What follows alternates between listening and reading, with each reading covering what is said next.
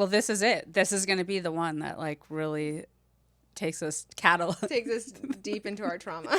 No, I wanted to say like made us like Blows explode. Both of those things are probably Okay, accurate. that's true. Yeah. Both of those things are equally true in today's topic, which is like vibration. Yay! Is it yay? Okay, so like vibration is one of those things that was definitely the foundation of I don't know. That like vibration was the foundation to what they said the teaching was, right? Like it was ultimately about being with your like vibration, which meant a physical relationship. It wasn't some etherical thing. Like it was like your betrothed, your spouse.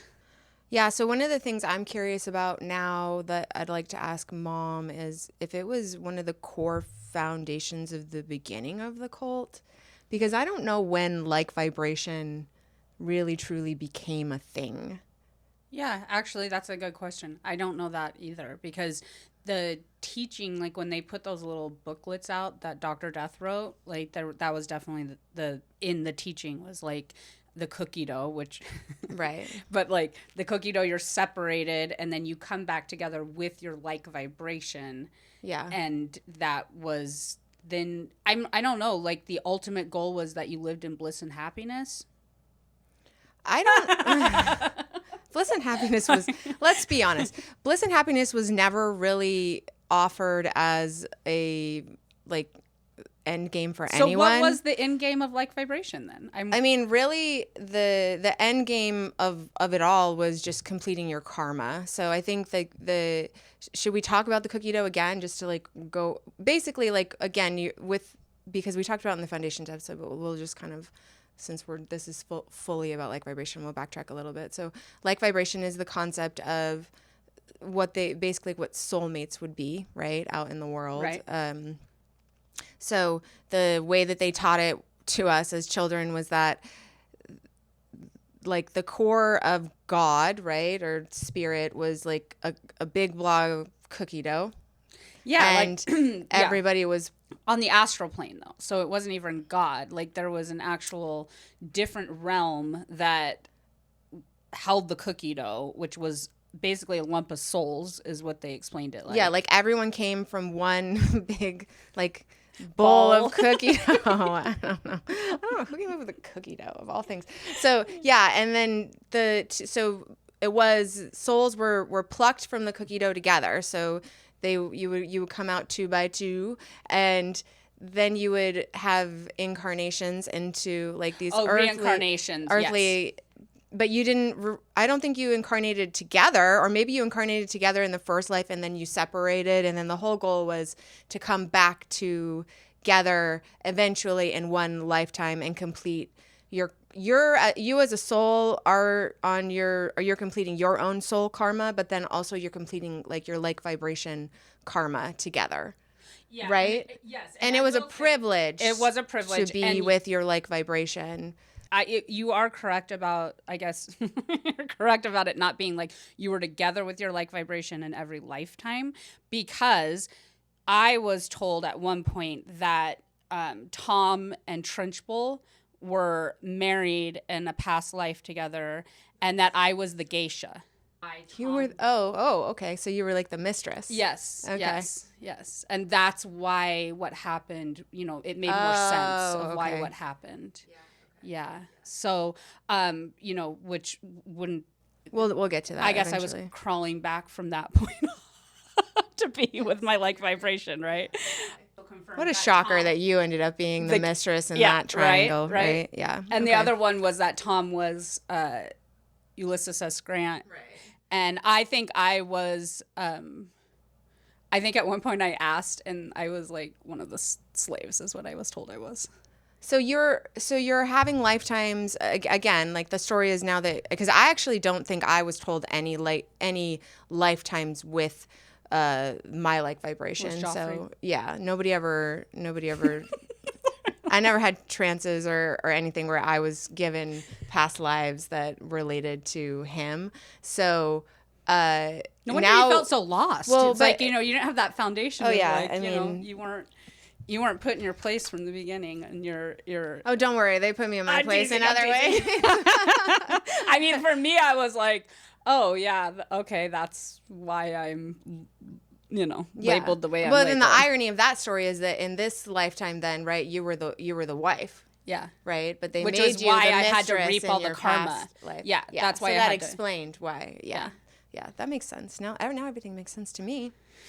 Oh man. So like vibration really for the adults, I don't know, we'll have to ask mom. For us kids, it was like your purpose was mixed in with also who your like vibration was. As girls, it was never about like it was basically as a way that they were telling us eventually you're going to end up with this person and you're responsible for their pain. You're responsible for everything they do in their life because you are their like vibration. So you are responsible for taking them to God is what the basis of it was. Yeah, the woman's job, the and us as girls, like we were told, like our job is literally to be fully responsible for these boys and their ability to get to God. Like, what the ever-loving hell? And I'm thinking about that, right? You're like, what the fuck? So the girls had all the responsibility.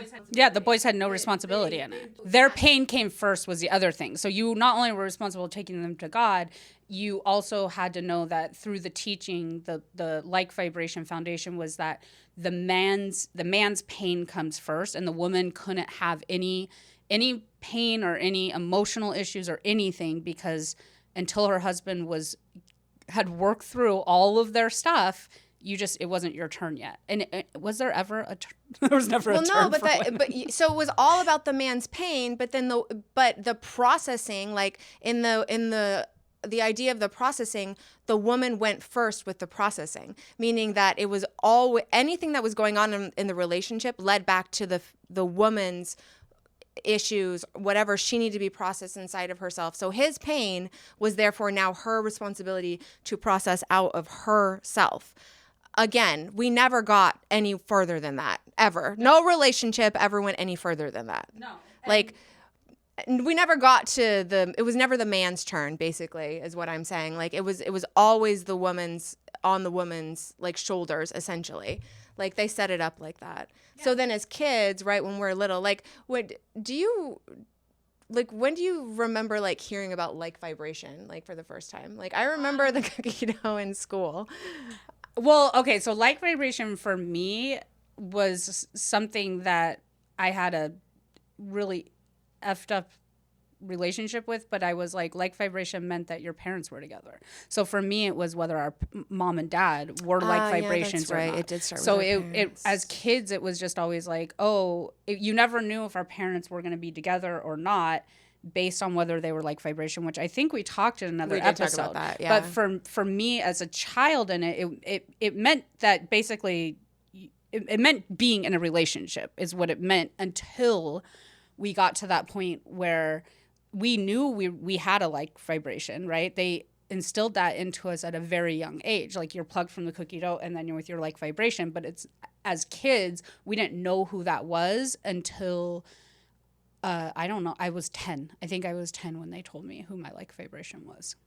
And it wasn't like I was like asking for it or I was sitting in a trance and I was like, Dr. Duran, who's my like vibration? I remember actually playing at school, at the charter school thing that we were at, and somebody just randomly coming up to me and being like, there was a trance and Dr. Duran said who your like vibration was. And I was like, I already knew. Like, I knew who they were going to put me with. And I remember, like, my guts just sinking. I was like, oh. Because they were like, yeah, you're going to be together with Ton at 10. And 10 is that age when you're, like, starting to develop and you might have boy crushes or something normal and natural. And it was like literally from the beginning of that moment, it was like, oh, that's going to be the rest of my life. Like, I'm not allowed to dream about anything else. I'm not allowed to think about anybody else. I'm not allowed to, because immediately once you have like vibration, then you're actual out of integrity woman. So shortly after that when I got told who my like vibration was when I got was the first time I got really abused in a drunk process because I cut my bangs and they they told me that I was trying to look like somebody that some other girl from school that wasn't from the cult, I was trying to look like her because that's who Tom really liked at 11 years old. And it was just such a gross situation because, again, we were at that family bar, right? I was drinking because it was allowed. And You were 11? yeah. Mm-hmm. Okay. And I was like sitting at the table with Trina and the W, the female W. I don't know Mrs. W. Mrs. W, who was Tom's mom. Mm-hmm. And I'm this 11-year-old girl. And I think about that. I'm like, I was trying to do the math, and I was like, these women were like probably in their 50s, their early 50s at that point. And they like belligerently, I mean, they called me some of the most horrible names. And I just can't even remember the words, but it was, yeah, they were terrible. And I was this 11-year-old girl who literally walked in feeling excited about getting her freaking bangs cut. And I was literally just sat down like, I mean, I'm sure there was something stirring before I showed up there, whatever. Like, I'm 11 years old. Like, I'm just a little kid. And they're feeding me beer and sitting me at a table and screaming at me that I'm out of integrity and I'm a sexual object, and that no wonder Tom is looking for something outside of the family. And it just literally like laid the foundation of what became my entire life with this man. And so, yeah, it is really hard for me to talk about sometimes because looking back at it as an adult, I can't imagine talking to a little girl like that. Like, it was awful. So like vibration was, for me, it was like death. It was like the end all be all of what my life was going to be. Yeah. What you just described happened over and over and over again. They talked to every girl who had a like vibration relationship and said those things to them obviously at any age, at every stage, like over and over and over again. Those were the words that were used, the way that we were talked to. And that I would imagine that you would be hard pressed to find any woman or anyone who came from that experience who wouldn't be able to relate to exactly what you just said. Yeah. And it makes my skin crawl that you were 11. Like that is like the unbelievable that like, again, sometimes I think back, and I'll probably say this 5,000 times in this podcast, but like it really is unbelievable how young we were being talked to that way, and the way that we were being treated, and the things that they said to us, and the way we were being abused. It's just unbelievable. And like vibration was just one of the ways that they, like a really strong avenue that they used to do that. And again, like, they didn't have limits, right? They didn't have any boundaries. They could really say and do whatever they wanted to us. So they could sit you down at 11 and say those same words that they also said to me at 20, you know? Right. Right. And in varying degrees of like of being screamed at and said those things, like the men saying that, like Dr. Death saying it versus Cersei saying it versus like Buttercup or the lawyer. I mean, they all talk to us like that, in that way, about being in like vibration relationships. And for the girls, and not to say that the boys weren't abused in their own way, because they were, but we're just giving the female's perspective here. But for the girls, like, we weren't really given purpose. We were not given this idea that we were going to have careers. That was what the men got. So the men had pressure around their purpose, or they had this idea that they were responsible for going out in the world and making money and bringing God to the world through their purpose. We were responsible for being in a like vibration relationship. Well, and being the foundation, so the man was strong enough to go out in the world and do that. But all of it was like the men were responsible for that, but then again, all the responsibility for what the men were doing came back on the woman. So, but that was our purpose. Like our purpose was to be in these like vibration relationships. Like I don't remember really sitting around and wondering, because purpose was a part of the teaching, right? This like you had this purpose of how you were meant to bring God into the world, essentially through some form of a career or work or something like that. But I don't feel like I sat around as a kid and really wondered, like, what is my purpose? That wasn't something that was like really. I did. I totally did. I didn't. But my purpose, I thought to myself, well, I would say as a good Capricorn who's now found out she's a Sagittarius, but the Capricorn in me, because I'm on the cusp, was like, oh, if I find a purpose, then I can get out. That was how I thought. So you were trying to work around the system, though. Always. But your purpose really, truly was to be in a like vibration relationship. Yes. You were just trying to figure out if I can get a purpose. Yes. If I can work the system so that I have a purpose, which is unheard of as really, truly. I did it, though. Wasn't a thing. Like a purpose, meaning like a purpose, like a worldly purpose, like a career. Because you could have maybe the females had a purpose of like raising the kids or cleaning houses. Even that, I don't even feel like was, I don't know. I feel like I've heard that a lot, but like I don't, personally in my experience, like it was used for the females around like vibration a lot more to me. I didn't feel like I had like a purpose beyond that. No, I didn't. I just created one. You wanted one. I wanted one and I created one, which was what led me to beauty school at 16 because, again, I had already learned the system. So I was like, oh, if I put myself in, I watched it all. So I watched the drunk alcoholic hairdresser and I knew she was going to get kicked out soon because I could just see the destruction in front of us. And so I was like, oh, well, maybe that's my purpose, right? And it was like, but I did that a few times. Like I did that trying to do, move myself up in the family restaurant. Like I was always trying to find something that was like my purpose outside of babysitting and cooking and cleaning. And so, which ultimately I chose hair. So my God, like looking back, cooking and cleaning would have been way easier than being responsible for all of those psychopaths in their hair. But I did try to create some kind of purpose outside of them putting me with Tom.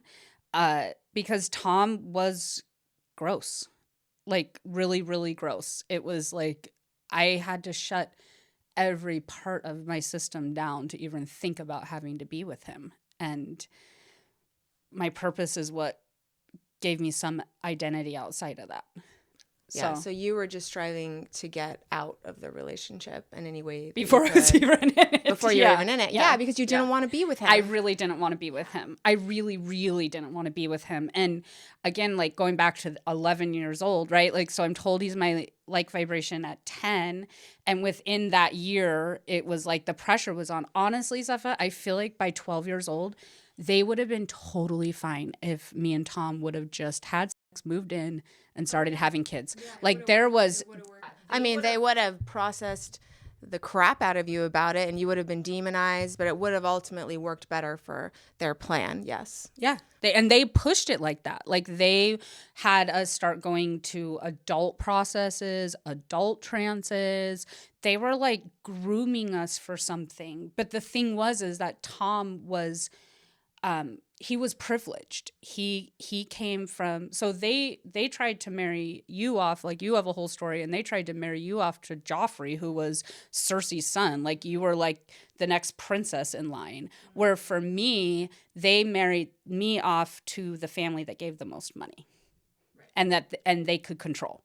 And so Tom came from money. His dad had, he was a lawyer and made a lot of money, and his mom had a lot of power.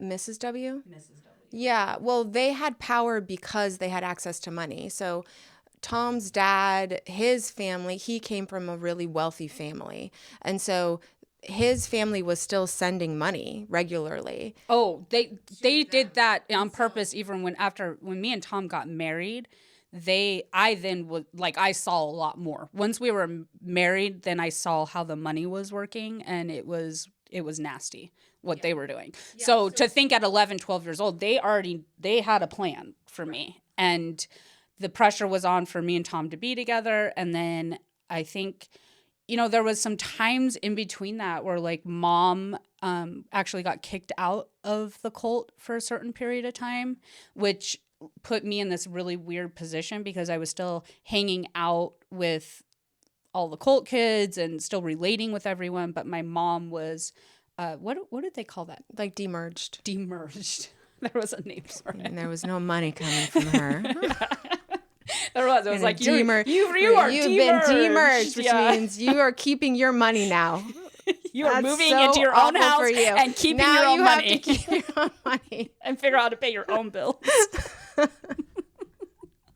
the sad part is like when they demerged people, they had nothing. And so, mom was living. She was demerged, but she was still living in the village. Yeah, it was like a really awkward, weird time. She was with her last husband that she had, and they had our baby sister Lily, and so we were all living in one of the cabins. Actually right next door to our dad's ex-wife. His second wife and all of her kids. And our mom was like not merged with the family anymore. So she wasn't like, because again, like if you think it all came down to money, even that being demerged had nothing to do with anything besides the fact that your money wasn't going there anymore. So that relationship was really volatile and not healthy, and he had a lot of issues. And so, it was a really rocky, like uncomfortable, weird time. Yeah, no, it was a terrible time. And that was like that 11 to 15 age for me. But I actually didn't mind that. I would have preferred to just keep it like that. Did there you was like conversation it like that? of like, there was conversation of possibly going to high school, because again, like I wasn't going to the I did go to high school for a minute then. Yeah. So there was like almost like this like, oh, maybe I'm going to have a little bit of like an ability to have kind of like a normal life. Like I actually was happy about it. Unfortunately, like it was like mom's husband at the time was just very unhealthy. Yeah, he was verbally abusive. And so that's really the reason. And mom was working all the time, and he was around more than mom was. And that's the reason that like I feel like that's the reason that went south. Unfortunately, I wish he had been like a healthier person, because who knows where life would have gone. Who knows? So many what ifs in that. But yeah, I almost could have maybe for a second there gone to high school.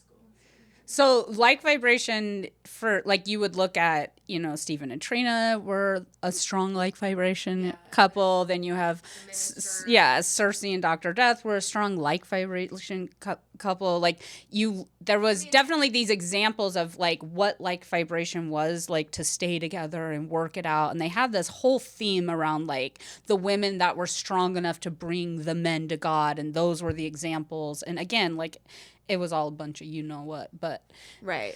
But yeah, like supposedly like anyone who was in a relationship there was supposed to be in a like vibration relationship. Yeah, that was the idea. Yeah, right. And it was, and again, for the most part, they could change it, and when they wanted to. It still changed, and it moved around, and it wasn't. I used to wish that they would change my like vibration all the time. Lucky. I would be like, I would really dream about it. I would be like, man, as bad as it was for mom and our dad, I was kind of like. But it could happen. It could happen. You never knew. Any process, like things moved around like that. Well, the problem was they did split me and Tom up, but they never changed the like vibration thing. Like, right. They so always made me go back, and they would process me after they would split me and Tom up. Then they would process me about how, a real woman of God would do anything to be with their like vibration. Right. And so it was like, I was damned if I did and damned if I didn't. And so,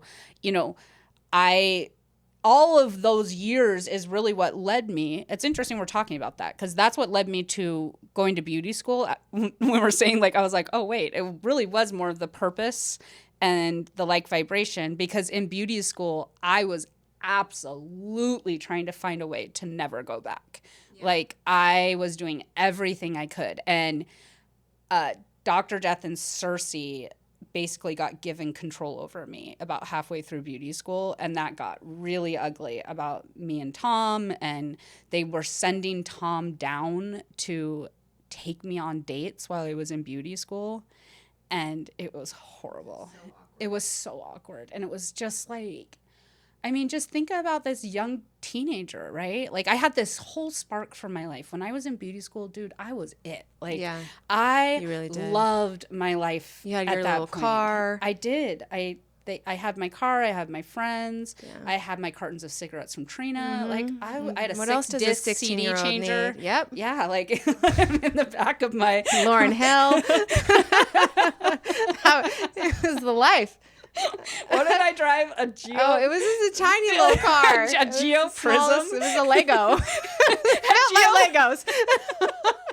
But the whole reason I bought it is because it had this 6-disc CD changer in the back, and oh man, was I Yeah, loving you were life. so cool. I thought you were the coolest. Yeah, the I was coolest loving kid it. But I had who this didn't live in the inner village. pain and this pure torture going on about me, because where it there was like, yeah, because I was like, if I can't find a way to get out while I'm in beauty school, then I'm gonna have to go back to that. yeah. And I was going to beauty. It was honestly the first time I learned like what it was like being out in the world and being a certain person out in the world, and then everything that happened at home became very, very apparent. Yeah. Like how different my life was and how much I had to really hide a certain part of my life, even to the point where I still have friends. I have friends that for 28 years now, I have been friends with these women. Like, I have 2 really, really good friends from beauty school. And I still to this day will like say stuff to them because they would come over sometimes to like the cult block houses. They also came up to the village. Yeah, they did. And yeah. I mean, there were some times where they were like, what the hell is going Yeah. on? I'm like, oh, yeah, that's nothing. Like, just trying to be very passive. Or like, even when I got married to Tom, I remember my they best came friend up to- Beth. yeah, She she came came to the up to the wedding, wedding. and years later I was like, Beth, I that was the worst day of my life. I didn't want to marry him. And she was like, oh my God, I wish I would have known that. And I was like, how did nobody know that? But I was good at hiding it. I Well, was good at at hiding your it. wedding, Rose, and you were already pregnant at that point. I was 7 months You pregnant. were 7 months pregnant. At your wedding, do you remember that all of your sisters stood there? We were all in the wedding. We all we could not stop crying. We were crying like it was a funeral. Like it was like, I remembered, was it Duran that told us to stop crying? Like they had to shut us up because we were all sobbing uncontrollably. Like we could not keep it together because it was more like a funeral than like a. It was a funeral. Yeah. It really was. Yeah. Sorry. So yeah, like vibration was like the death of my soul. You got it back. I did. I got it back. But that was really what they used to break us. Yeah. And I don't know quite what else to say about it. It was a big one for us. It was the ultimate and the thing with like vibration meant that it was the abuse that would happen behind closed doors, because once you were put with your like vibration and you had to be with him, then you also had to give up your entire autonomy. Yeah. And that's Yeah, so and it was interesting. My story, it was interesting because I almost had a little bit of the opposite, where I was told who my like vibration was at 12 at that big chess tournament that they won. Oh God. When they won that big chess tournament, like the first big one that the boys won. And I don't remember what place he placed in it or whatever, but they had taken me and Anna down for that to do the concessions, because the boys did the chess and the girls did concessions. But I remember they won and everybody was celebrating and everyone was so excited, and Trina turned to me and she said, "That's your like vibration." And that was the first time that like anyone had said that. And I think that I feel like before that I'd probably had a sense that it was going that direction. I can't really remember. That's the first time I actively remember somebody saying that. And I was just like, yay, you know, so excited. But like, okay, I don't know. I didn't really know what to do with it. I was 12. Did you feel like a pit in your gut, or were you more like... I think I was just, I don't know, it was like a big celebration moment. And I was just, I the thing with Joffrey was interesting for me because when we were younger, like he was the most popular kid. He was the minister's son. He was funny. He was like a jokester. He got away with whatever the fuck he wanted because he was the minister's son. So he was like the most popular like boy in school for sure. In our little tiny cult school. In the school that you're mostly related or born and raised with all these kids. Yeah. And so I mean, as far as like, I wasn't upset about it. I think I felt like, oh, this is good. Like I'm excited about this. But then, you know, it started to dawn on me that in like being his like vibration meant that I was marrying into his family. And his parents were then going to become my parents. Right. And that was really terrifying for me. Really terrifying. So I had to like walk this line of like being young and like being like kind of excited that I had a like vibration and that like feeling like or thinking that I liked him, that this is the boy who I'm supposed to like. You know, that was really weird growing up because and they processed us a lot about who we liked and didn't like. All that stuff was so used against us. Yeah, they like use it as a manipulation where they would like in these processes like get you to admit things like that you thought another boy was cute, and then they would use it to abuse you. It was terrible. And it's so normal when you're little to have like crushes on different kids or who you're related to. But then like once you have your like vibration set, it's like that's the only person that you're allowed to like. That's the only person that you're allowed to like have any kind of crush on or flirt with or anything like that. So that became like this like weird pressurized thing. And then it just got like, when we were little, there was like this like little kind of like flirting thing that would happen between the two of us. And I remember we had our first kiss when we were 13. Like that kind of felt like it was out of nowhere for me. I can't remember. I think we went on our first date too at 13. What was the date?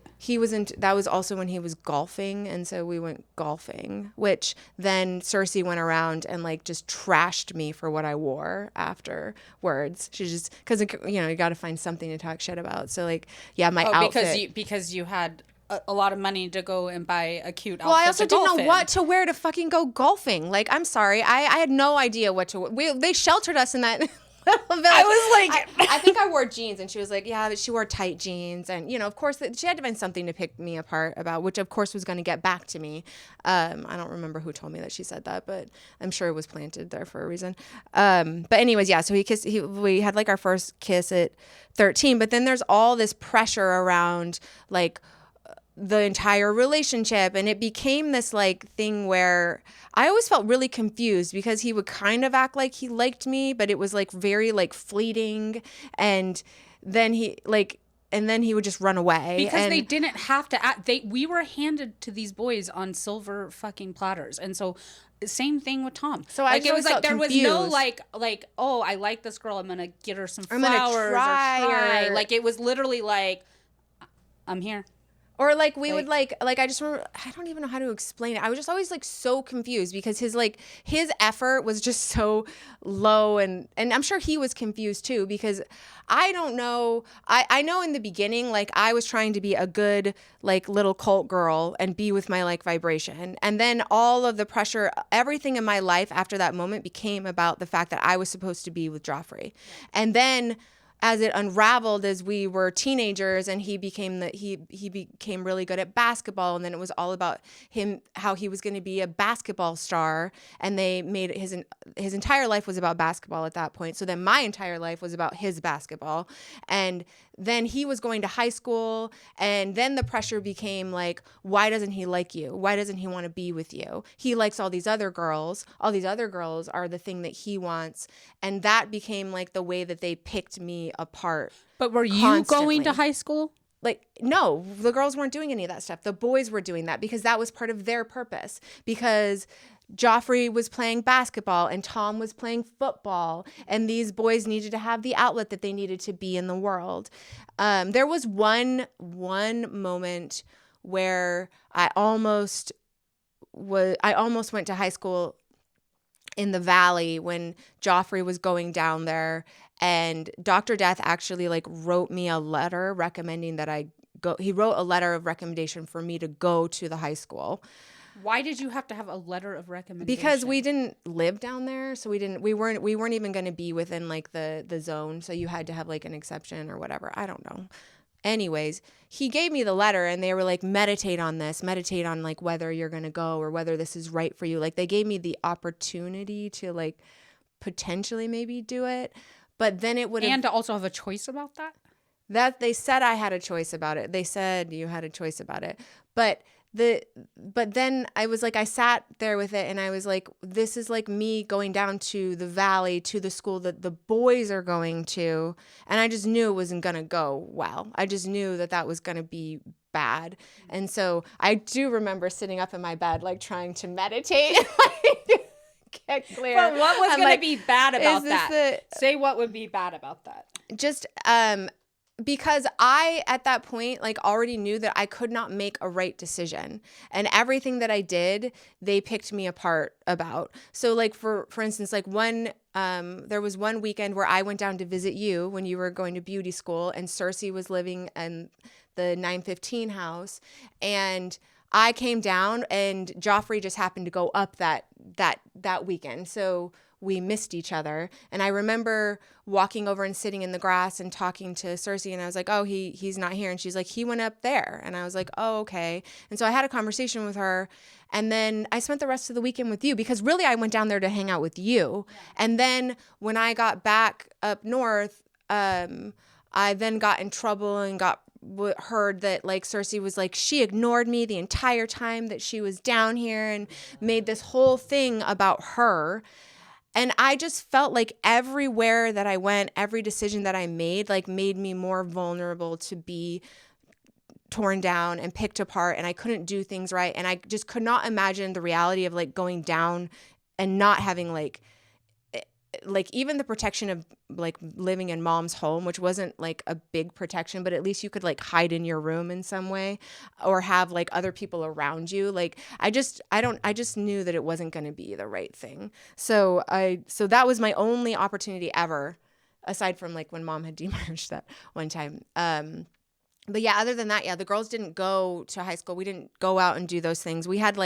We would go to Walmart and run around Walmart. That was and like then get Paige to come home and babysit. Yeah, and then like if we talked to a boy, then it was like a big deal. But then, so like that was happening. But then on the other end, these boys were going to high school and girls were asking them to the Sadie Hawkins dance. And then they would use those stories to get back to us about the girls that they were potentially dating or the girls that liked them. And it was this whole thing that they were constantly doing. So even when Joffrey left for Utah to play basketball. He got a scholarship to go to Utah to play basketball, and we were split up at that point. He was out doing whatever the F he wanted to do, and I was weekly being processed by his dad in the meetings we were having at the Fitch Academy, and then also being told in trance that I needed to write him letters. They had me write him letters while he was out doing whatever the fuck he wanted to do. It was like pining awful. After him in letters? Yes. Yeah. And it was everything I could do. I think I sent him maybe 2 letters. I could hardly get myself to sit down. I'm like, you even write? It was so awful. I Dear Joffrey. Yeah, I mean, it was so bad, Rose. It was so No, I bad. can only imagine. And so they were just like, they literally did everything that they could do to corner me. And then it was like, I just had to sit around and like pine after him. And I didn't want to be with him. Like when we were younger, like I tried, like I was like, okay, I thought I wanted it. I was like conditioned to believe that this is what I wanted. And so, but the more that like, the farther we got into like the performance of it, and really because there was never any foundation of us really truly liking each other beyond the idea of us being in a like vibration relationship, like what they told us, it just became this like fused up, pressurized like performance that we did when in the few months that we would like be together and then be split apart. And so it was this on again, off again thing. And then again, when we were together, like he would ignore me. Yeah, because he didn't give a fuck. He did not want to be with me. Like I was like, and in some ways, like I look back and I'm like, kind of like, thank God he didn't want to be with me, even though it destroyed me. Like I had no confidence. I had no self-esteem. I really did feel like I was the scum of the earth because of this dynamic. Like, and everything that was wrong with me and the reason that like my like vibration did not want to be with me. But then at the same time, I'm grateful that he didn't want to be with me at that point because, you know, ultimately, like when we finally did get together, and I don't know if I want to totally go into that story in this, but like looking back on that, I'm just grateful now that like he didn't really want to be with me because I think that if he had, you would have been me. Yeah, I was like on the path of like, this is what I'm doing. And regardless of how I like truly feel or whether there really is anything real there between us, and there wasn't, I would have done it. Yeah. It's interesting because I always felt that like both from you and Joffrey, like Joffrey, he really did get such privilege in his life to go do whatever he wanted to do that you were just there. And honestly, he didn't want to be with you until his life fell apart, which could be another story. Whereas Tom, for me, pined after me. He would get drunk at like 12, 13. Now we know that we're like vibrations. We're put into these adult situations. He would get drunk with, my God, I'm drawing a blank here. Trenchbull and her entourage. And he would show up at our door drunk, crying because he loved me so much and wanted to be with me at like 14. And then I was processed and shamed and really, really tortured by Trenchbull and her whole entourage about what an asshole I was for not wanting to be with Tom. I'm like, again, did anybody want to be with Tom? No. No, nobody actually, wanted to be. Wasn't there one girl who was like really crushing on him? Who? I think maybe she wasn't like in the actual cult. She was like on the outskirts of, I don't know, never mind. But that was also like when we were kids, like the like vibration thing was kind of like a game. Like, did you ever do like vibration yours? No. You're going to have to talk about this. So I think that was maybe my age group, but like we would go out in the world and like, when we were being like assholes and we'd see a guy who was like someone that none of us wanted to be with. We'd be like, oh, like vibration yours. Like, and that was like a thing. No, I did not play that. Even when I moved to Mexico, like years later with all of my friends, I think I told them about like vibration. And so that became a joke in Mexico. God. Like they would be like vibration yours. We should start playing that again then. Ooh, like vibration yours. You know. I think that was just, that must have just been like the girls in my age group, but that was like a thing. But like all the like the crushes and the like vibration things and stuff like that. I mean, we used that all like to tease each other a lot when we were kids. We thought it was kind of funny, but it was like ultimately this like, for those, most of the people, everyone really truly who got put in those relationships, it was a really heavy pressurized like burden and straitjacket. Yeah, it was awful. And I was thinking about you're talking about Joffrey going to high school. So So same thing with Tom. Oh like, yeah, Tom I remember. was going to and high I school. remember when he took a girl to Yeah. a dance, right? And that was a big deal that he took some other girl to a dance. Yeah. Was that like the best day of your life?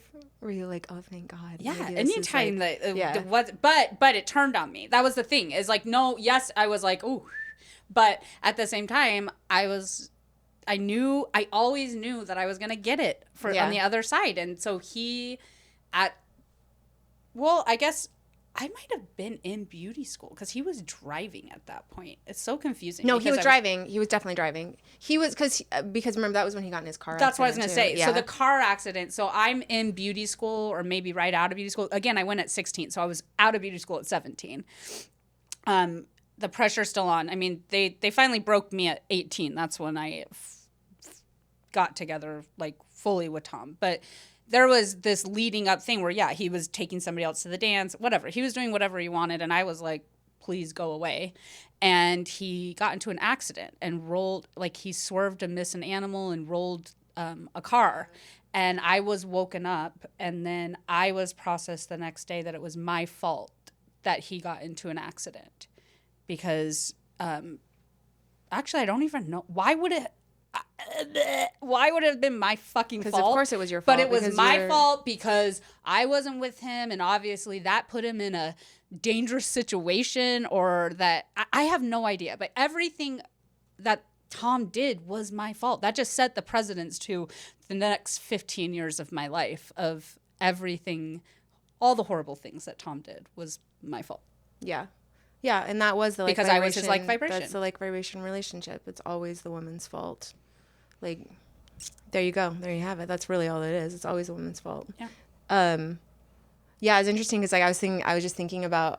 Well, also that's a car accident is the way that Joffrey and I ended up together. Also, so it was. Yeah, isn't that weird? Yeah.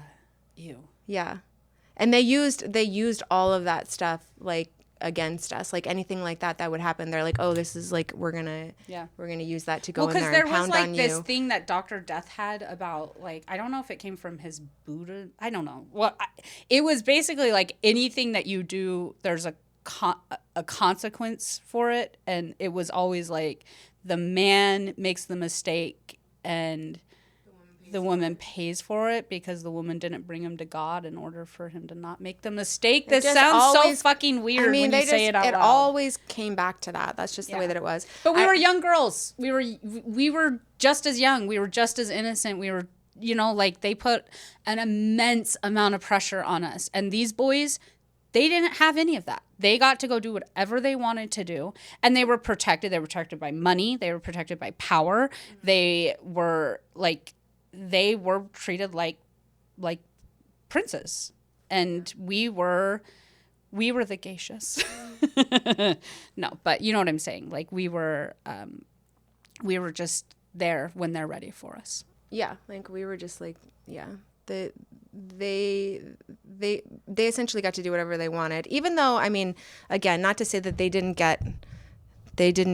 get abused, because I don't want to say that like they didn't have their own. Yeah, but this is our story. But not theirs. anyways, yeah, but yes, like we were just at their beck and call for like when they wanted us, and that's definitely what happened with me. Even I remember, so funny. I don't know why I'm thinking about this, but like when years after we had like officially my like vibration relationship was over, and he got married to another woman. I remember like sitting at the bar with Anna, and she was like, he's getting married. Like it was going to be like devastating for me. And I sat there and I was like, I really did like pretend like I cared. Like, I don't know why. I think at that point I felt like I should pretend like it was like really hard on me or devastating, but I really didn't care. I was just like, that's great. Good for him. Like I never, like there was definitely by the point where we actually got together, I didn't want to be with him. That was like the really true and real irony of all of it for me, was that I was so destroyed and taken down like for years and years throughout being like a teenager, that like when we finally did get together when I was like 20. Yeah, how old were you? I was 20. What year was that you got together? So, Wait, so you're 2022. Okay, yeah. So that like I was 2004. okay, yeah. I was trying to do the math for some reason the other day. I was thinking about you and I was like, because I had two kids and I remember getting the phone call that you had gotten into an accident and then mom came down and they literally put you together with Joffrey, like straight out of your accident. Yeah, it was And it awful. was horrible. I And I remember laying in bed and I had two babies at that point, right? And I'm dreadfully miserable myself. And I remember just being like, no, you are so close to getting out. You were so Well, close. I was in college at that point. Which I had to fight to go to college. No, That was a girls did really big not go to deal. I was school. like the first girl to go to college, and that was a fight the entire way through to stay there. Um, but I had a job. I was nannying for a family in Scottsdale, and I was supposed to move abroad for a semester in Spain. I had done a study abroad the summer before, and I wanted to go back, and so I was supposed to go do a full semester in Spain. And then I got I don't remember. I must have gotten a message from Joffrey, and he asked if like we could get together.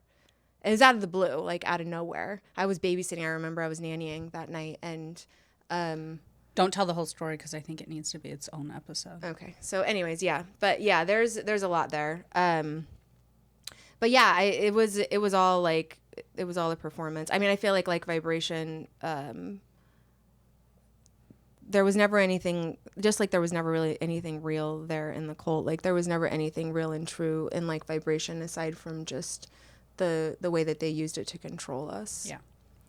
And make us. And they really really made our lives a living hell with like vibration. Yeah,